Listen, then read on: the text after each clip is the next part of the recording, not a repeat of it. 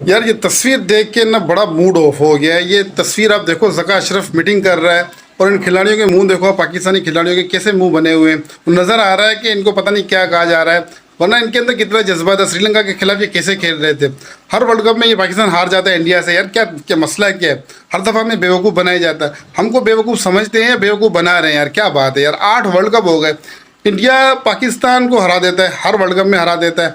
और मज़े की बात यह है कि जब वर्ल्ड कप से बाहर इंडिया पाकिस्तान से खेलता है, पाकिस्तान उसको हरा देता है, और वर्ल्ड कप के अंदर पाकिस्तान हार जाता है। ये चक्कर क्या है?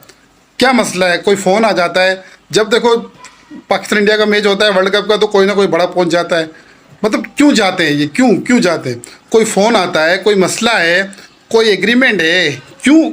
आखिर उसकी क्या वजह है यार? क्या वजह है आखिर? क्यों हारता है पाकिस्तान बार बार इंडिया से वर्ल्ड कप के अंदर? क्यों हारता है? बड़े बड़े लेजेंड हमारे पास आए, जावेद मियांदाद, इमरान खान, आमिर सोहेल, इंजमाम, सईद अनवर, यूनस खान, मिसबाह उल हक, शोएब अख्तर, वसीम अकरम, वक़ार यूनस, सब आए, आफरीदी, और इसके अलावा बाबर आजम। बड़े बड़े लेजेंड हमारे पास है, लेकिन किसी के अंदर सलाहियत नहीं है कि इंडिया को पाकिस्तान इंडिया को हरा दे वर्ल्ड कप के अंदर। ये बात समझ में नहीं आ रही यार, हजम ही नहीं हो रही। क्या मसला क्या है? हर दफ़ा हम जो है ना टीवी चालू करके बैठते हैं, वर्ल्ड कप में बड़ी बड़ी उम्मीदें लगा के रखते हैं। तो अगर आपको कोई मुआहदा है, आपने हारना ही है, तो हमें बता दो एक दफ़ा में, तो हम ये इस बात में तसल्ली कर लेंगे कि यार हमारा एक मुआहदा हुआ है और हमें हारना ही है। तो फिर क्यों हमारे जज्बात के साथ बार बार हर वर्ल्ड कप में हमारे जज्बात के साथ खेलते हो?